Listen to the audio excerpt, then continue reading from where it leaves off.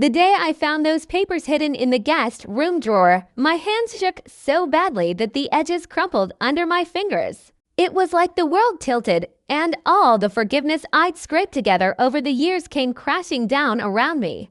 There, in black and white, was the scheme my in-laws' signatures on a loan application using our home as collateral, without a whisper to us. I'd let them back in, for my husband's sake, thinking we'd turned a corner. But this was their final betrayal, cold and calculated, aimed right at the heart of what we'd built. Let me take you back, dear listener, to how it all unfolded.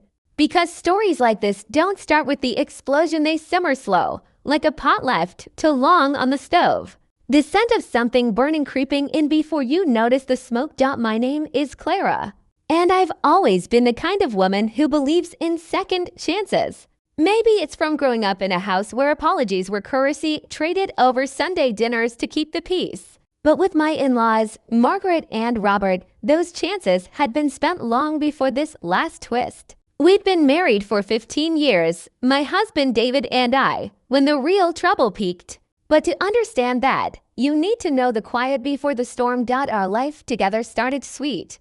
In a small suburb outside Chicago, where the streets were lined with maple trees that turned fiery red in the fall.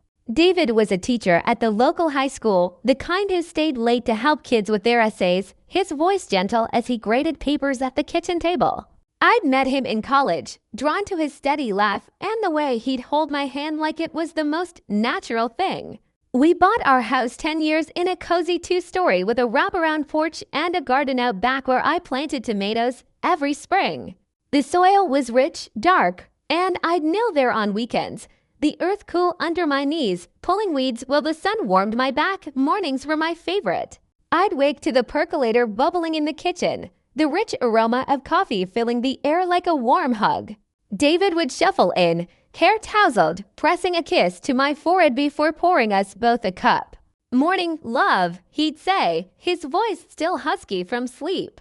We'd sit at the breakfast nook, the window overlooking the yard where birds flitted between feeders, their chirps a soft soundtrack. I worked as a librarian downtown, surrounded by the hush of books and the faint scent of aged paper. It was fulfilling helping patrons find that one story that spoke to them, much like I'm sharing mine now. Our kids came along soon after, twins, Anna and Ben, with David's dark curls and my hazel eyes. They filled the house with chaos and joy, sticky fingerprints on the fridge, laughter echoing down the halls as they chased each other. Evenings, we'd gather for dinner, simple meals like roast chicken with potatoes, the sizzle from the oven mixing with the clink of forks. "How was school?" I'd ask, watching Ben's face light up as he described his science project, or Anna's thoughtful nod when she shared a book she'd read. But woven into this warmth were the threads of tension from David's family. Margaret and Robert lived just a town over in a prim brick house with manicured lawns that always seemed perfect. From the start, they were involved. Margaret would drop by unannounced, her heels clicking on our hardwood floors as she inspected the kitchen counters. "Clara, dear, you really should dust more often," she'd say, her smile tight, like a mask that didn't quite fit. Robert was quieter, but his judgments came in grunts, disapproving glances at our casual dinners or the kids' toys scattered about. At first, I brushed it off. Families are complicated, right? But over time, the comments sharpened. During holidays, when we'd host Thanksgiving, the turkey golden and steaming, cranberry sauce tart on the tongue, Margaret would critique my cooking. "A bit dry this year, isn't it?" she'd murmur, loud enough for everyone. Robert would side with her, his voice booming. In our day, wives knew how to run a proper home. David would squeeze my hand under the table, his thumb tracing circles on my skin, a silent apology. The mistreatment built slowly. They'd favor their other daughter-in-law, sending her lavish gifts while ours were afterthoughts, a cheap scarf for me versus jewelry for her. When the twins were born, Margaret insisted on helping.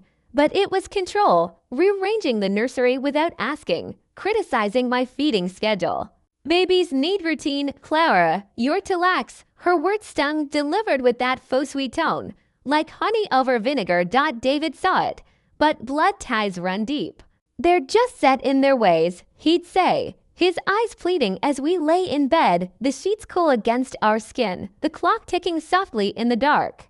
I'd nod, swallowing the hurt, because I loved him, loved our life. But inside, resentment simmered a quiet ache that I pushed down with a deep breath, focusing on the good, Anna's first steps, Ben's gap-toothed grin, David's arms around me at night. Years passed like that, normalcy laced with undercurrents. We'd visit them on Sundays, the drive short but heavy. Their house smelled of potpourri, overly floral, masking something stale. Conversations revolved around their expectations. When would David get a real job, something more prestigious? Why weren't the kids in private school? I'd sit there, hands folded in my lap, the fabric of my dress itching against my thighs, smiling through it. Then came the turning point that led to forgiveness, or what I thought was forgiveness. It was 5 years ago, after a particularly vicious argument at Christmas. The tree lights twinkled mockingly as Margaret accused me of turning David against them, her finger jabbing the air. Robert backed her, face red. David finally snapped, defending me, and we left early. The car ride home silent except for the hum of the engine. That night, as snow fell softly outside our window, blanketing the world in white, David broke down. "I can't lose you because of them," he whispered, his head in his hands. We talked till dawn, the pain they'd caused him too, growing up under their thumb, always striving for approval that never came. I suggested therapy, and surprisingly, he agreed. We went as a couple first, the counselor's office warm with soft lamps and tissues on the table. Then, tentatively, we invited them. To my shock, they came. Sessions were tense at first, Margaret's defenses up, her voice quivering as she admitted her fears of aging alone. Robert grunted admissions of his own strict upbringing. Tears flowed, hugs were exchanged awkwardly. "We're sorry, Clara," Margaret said one day, her hand cool on mine. "We want to change." I forgave them. Not instantly, but over time. For David's sake, and maybe for my own, holding grudges weighs heavy. Life improved. Visits became pleasant, coffee on their porch, the breeze carrying the scent of fresh-cut grass. They played with the grandkids, genuine laughter filling the air. Anna and Ben adored them now, baking cookies together, flour dusting their noses. It felt like healing. Like we'd moved past the abuse, the emotional jabs, the control. Our home felt safer, the porch swing creaking gently as David and I sat there evenings, his arm around me, watching fireflies dance. But forgiveness, I've learned, doesn't blind you to patterns. And patterns have a way of repeating if you don't watch close. The first clue came subtle, like a whisper in a quiet room. It was a warm spring afternoon, the kind where the air smells of blooming lilacs and fresh malts. I'd invited Margaret over for tea, part of our new routine, building bridges one cup at a time.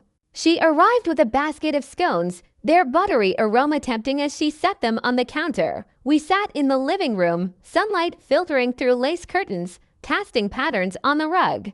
The twins were at school, David at work, so it was just us. Conversation flowed easy at first, gardening tips, recipes. But then she asked about the house. "It's such a lovely place, Clara. Have you thought about refinancing?" "Rates are low." I sipped my tea, the chamomile soothing.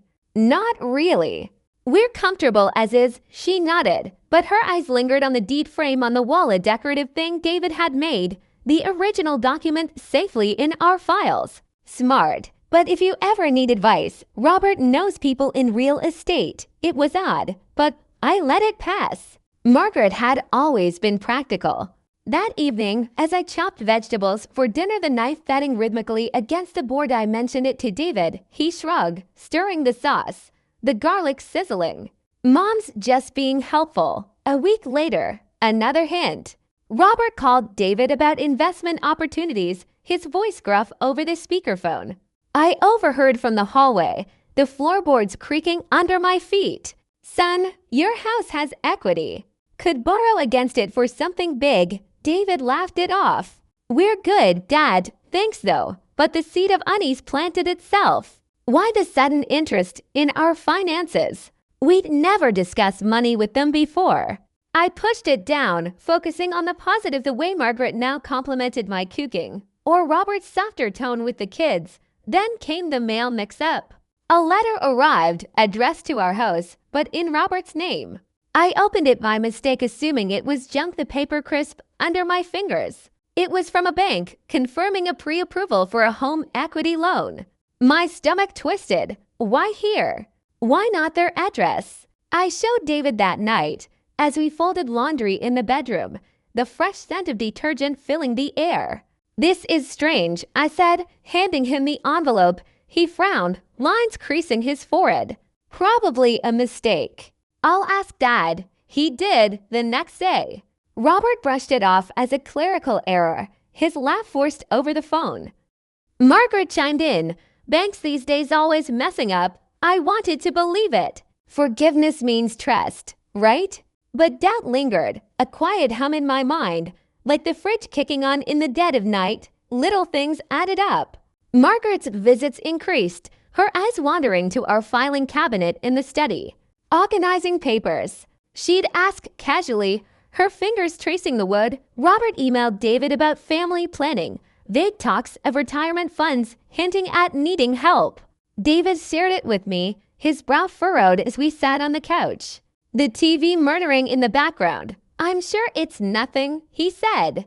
But his voice lacked conviction. I tried ignoring it, throwing myself into work, the library's story hours, where kids' wide eyes reminded me of innocence. But at home, tension built. Meals felt heavier, the clink of utensils louder. Sleep came fitful, dreams of locked doors and hidden keys. Then, one rainy afternoon, the suspicion crystallized. I was cleaning the guest room where Margaret sometimes stayed, the scent of lavender from the sheets fresh as I fluffed pillows. Opening the drawer for spare linens, my hand brushed paper, not ours. Pulling it out, the documents unfolded. Loan applications, our home address listed, forged signatures mimicking ours. Time slowed. Rain pattered against the window, a steady drum. My breath caught, heart pounding like footsteps in an empty hall. This wasn't a mistake. This was a plan. The papers burned in my hands, not with heat but with the weight of betrayal. I stood frozen in the guest room, the rain outside a relentless patter against the glass, each drop echoing the questions crashing through my mind. How could they? After all the tears, the therapy, the promises of change, Margaret and Robert had crafted a scheme to take the one thing that held our family's dreams, our home. The deed, the porch swing where David and I planned our future, the garden where Anna and Ben buried their first lost tooth, all at risk. I'd forgiven them, opened my heart again, only to find a knife poised to cut deeper than ever before.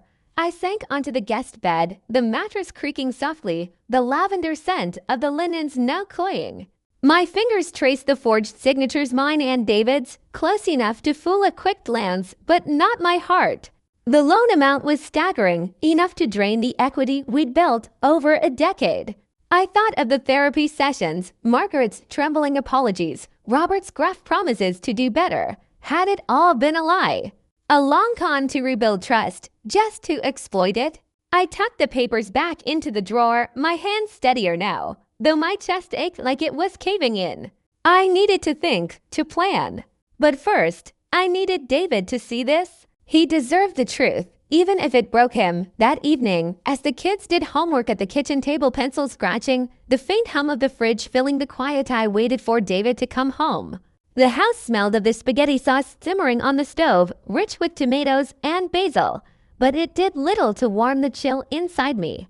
When his key turned in the lock, the familiar jingle sent a pang through me. How would he take this? His parents, his blood, betraying us again. "Hey, love," he called, shrugging off his coat, the scent of rain and cedar clinging to him. He kissed my cheek, oblivious to the storm brewing in my heart. "Smells amazing." I forced a smile, stirring the sauce. "Dinner's almost ready. Can we talk after the kids are in bed?" His brow furrowed, but he nodded. "Everything okay?" "Not really," I said softly, glancing at Anna and Ben, who were bickering over a math problem. Later, dinner was a blur. The twins chattered about school, their voices bright as they passed the garlic bread. crumbs scattering like tiny confessions. David laughed at Ben's story about a dodgeball game, but his eyes kept flicking to me, sensing my distance. I pushed pasta around my plate, the tang of marinara sharp on my tongue. My mind replaying those documents once the kids were tucked in Nana's nightlight casting stars on the ceiling. Ben's soft snores a gentle rhythm. I led David to the living room. The couch sagged under us, the throw blanket soft, but no comfort now. I handed him the papers, my voice low. I found these in the guest room. He scanned them, his face paling under the glow of the floor lamp. The ticking of the mantel clock filled the silence, each second stretching taut. "Clara, this can't be right," he whispered, his fingers tightening on the pages. "They wouldn't. They did," I said, my voice cracking. "Look at the signatures. Our names, but not our hands." He shook his head, eyes wide with disbelief. "They've been better. Therapy, the apologies. Mom cried when she said she was sorry. Why would they do this?" I touched his arm, the fabric of his sweater warm under my palm. "I don't know, David, but we need to find out. And we need to protect our home." He nodded slowly, his jaw tight. "What do we do?" That night, we planned. Lying in bed, the sheets cool against our skin, we whispered in the dark, the rain outside a soft murmur. I suggested a lawyer, someone discreet, who could trace the loan application. David agreed, though his voice trembled with hurt. "I thought they'd changed," he said, his breath warm against my cheek. I trusted them. I did too, I admitted, my heart heavy. But trust doesn't mean blindness. The next morning, I called a lawyer friend, Susan, from my book club. Her office smelled of leather and coffee, the kind of place where secrets felt safe. I showed her the papers, explaining everything: the years of emotional abuse, the fragile reconciliation, this new betrayal. She nodded, her glasses glinting as she jotted notes. "This is fraud, Clara. We can freeze the application and investigate. But you'll need to confront them eventually." "I know," I said, my stomach nodding. "But first, I need proof." Susan worked fast. By the end of the week, she confirmed the loan was real, filed through a shady lender Robert had connections with from his old real estate days. The application listed our home as collateral for a sum meant to fund their retirement dreams.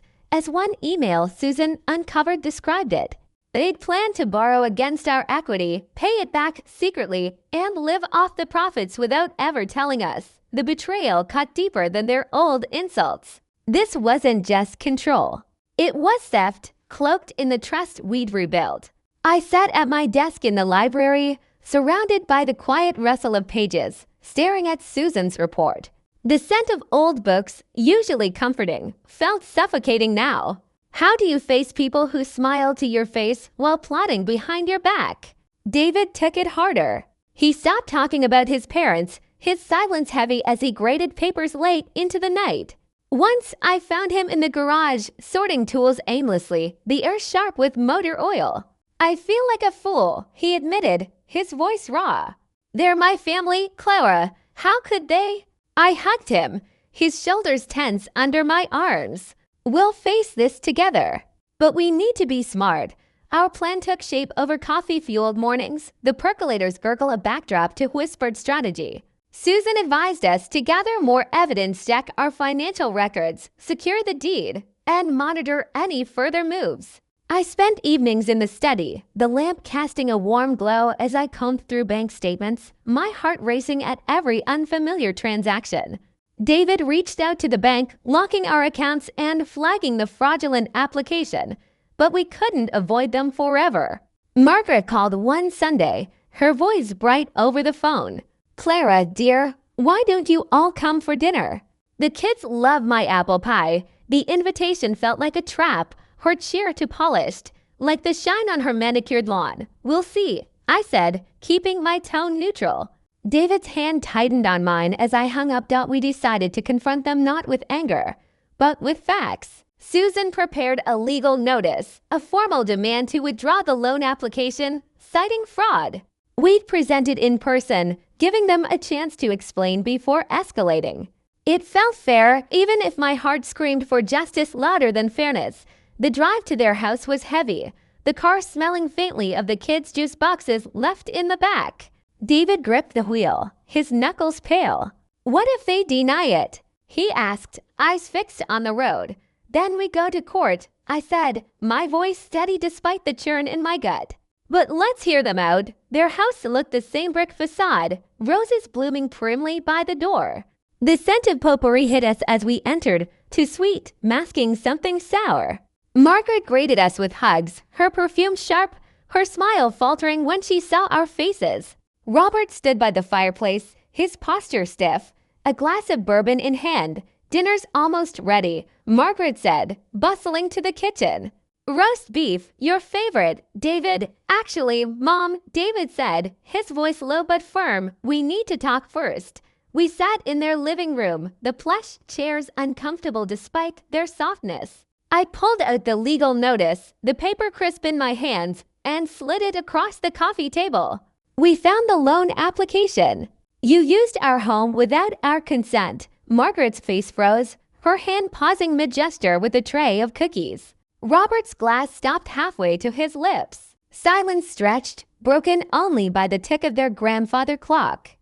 "It's a misunderstanding," Robert said finally, his voice gruff. "We were exploring options. Never meant to go through with it. Then why forge our signatures?" I asked, my tone calm but cutting. "Why hide it?"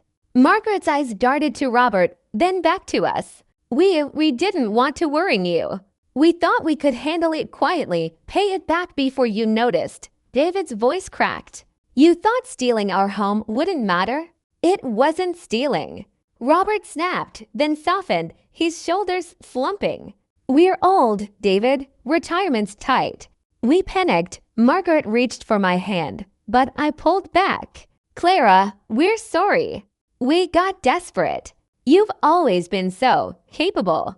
We thought you'd be fine." The excuse landed like a slap. Capable. As if my strength justified their betrayal. I took a deep breath, the air thick with tension. "This isn't about money. It's about trust. We forgave you once, welcomed you back.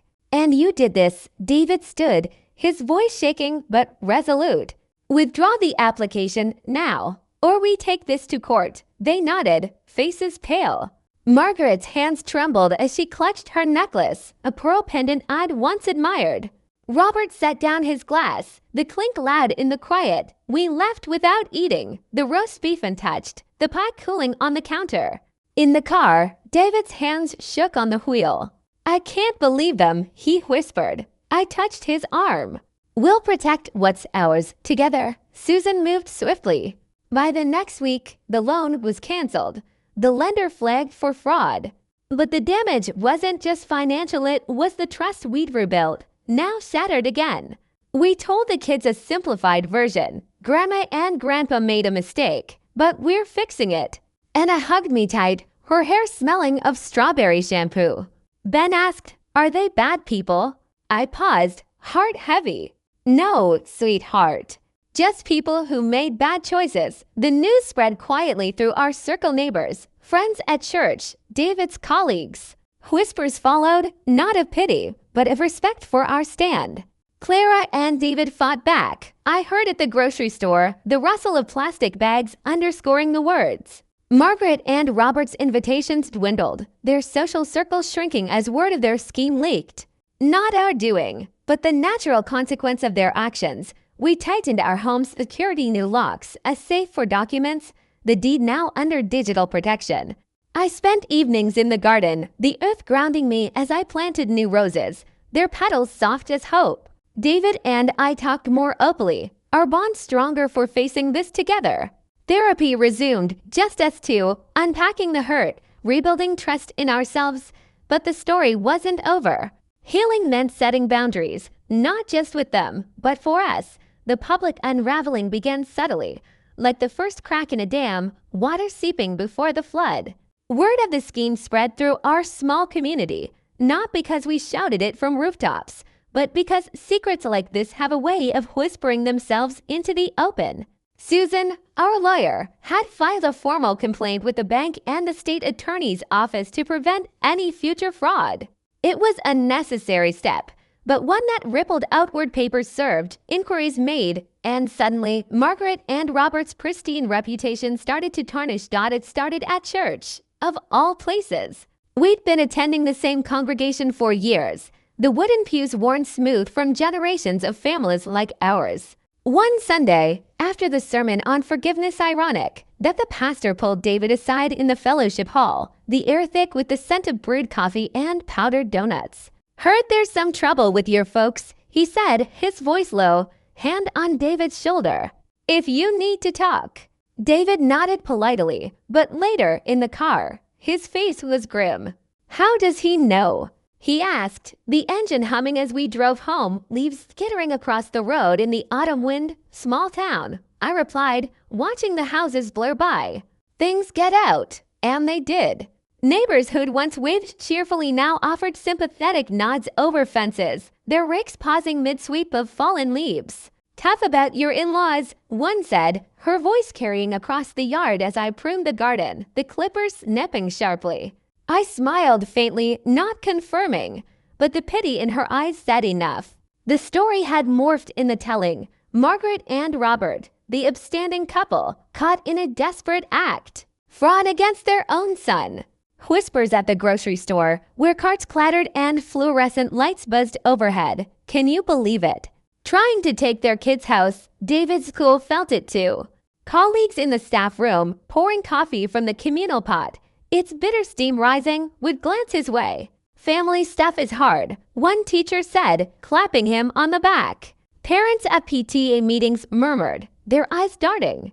It wasn't malice, more a collective shake of the head, the community's way of processing betrayal in their midst. For Margaret and Robert, the fallout was sharper. Their bridge club friends canceled games, the phone going silent where once it rang with invitations. Robert's old real estate buddies distanced themselves, wary of the fraud taint. At the senior center, where they volunteered, coordinators politely suggested a break.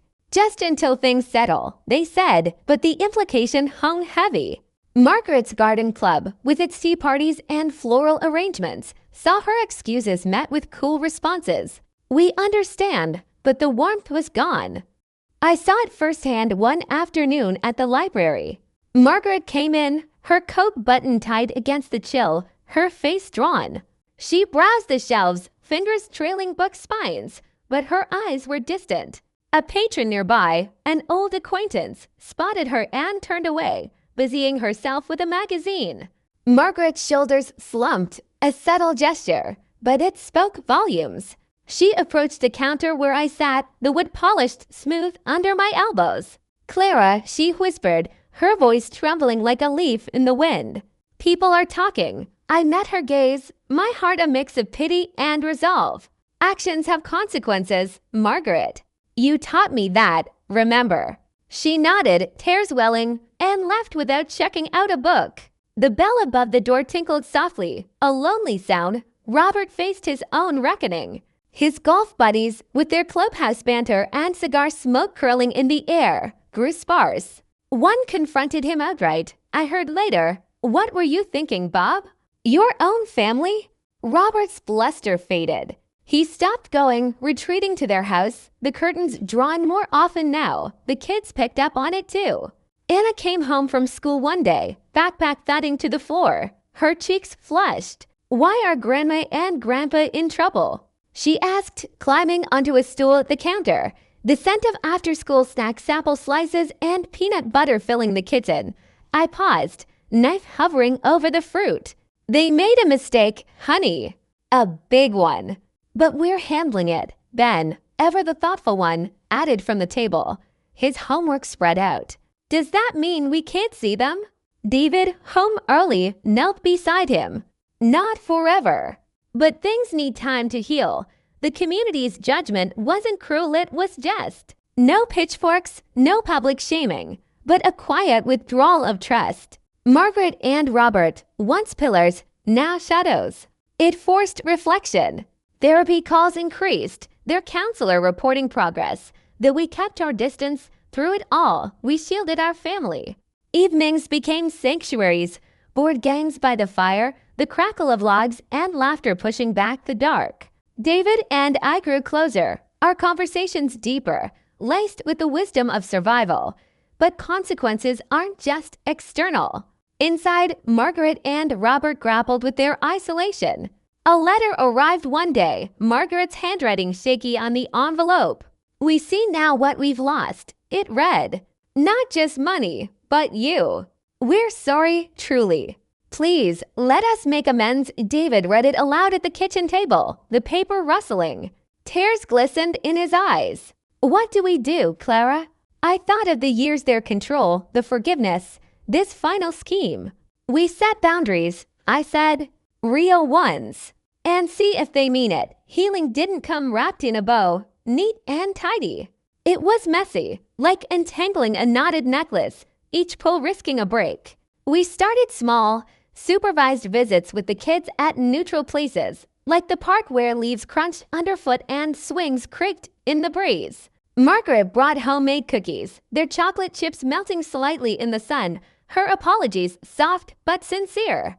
"I was scared of being irrelevant," she confessed one afternoon watching Anna and Ben play. Controlled everything to feel needed. Robert joined, his steps slower, his voice gruffer, but humbled. "Pride got me," he admitted, sitting on a bench, the wood worn. "Thought I knew best." "Hurt you all." David listened, his hand in mine, the warmth grounding. "It did hurt, Dad, deeply. We enforced rules. No unannounced visits, no financial talks, therapy mandatory." They complied, attending sessions faithfully, reports showing growth, acknowledging their motivations rooted in fear and insecurity, not malice. Our home became a fortress of peace. I expanded the garden, planting herbs that scented the air with mint and rosemary, symbols of renewal. David took up woodworking, crafting a new shelf for the living room, the sus whine of therapeutic rhythm. The twins thrived, their drawings now including Grandma and Grandpa again, tentative but hopeful. Forgiveness returned, but wiser, layered with boundaries like armor. We invited them for holidays, the table set with care, the turkey's savory aroma mingling with cautious laughter. No schemes, no jabs, just family, flawed but trying. One evening, as snow dusted the porch, David and I sat wrapped in a blanket, hot cocoa steaming in our mugs. "We made it through," he said, his breath fogging the air. "We did," I replied, leaning into him. "By choosing dignity over resentment." That's the real victory. Life moved forward. Promotions at work, the kids' school plays, quiet anniversaries celebrated with wine by the fire. Margaret and Robert aged gracefully in their humbled state, their house less perfect, but more lived in. They volunteered genuinely now, helping others avoid their mistakes. The moral? Betrayal tests us, but how we respond defines us. Forgiveness isn't weakness, it's strength with safeguards. And justice. It's not vengeance. It's balance, restoring what was tilted. We found peace, not perfect, but ours rooted in love that withstands storms.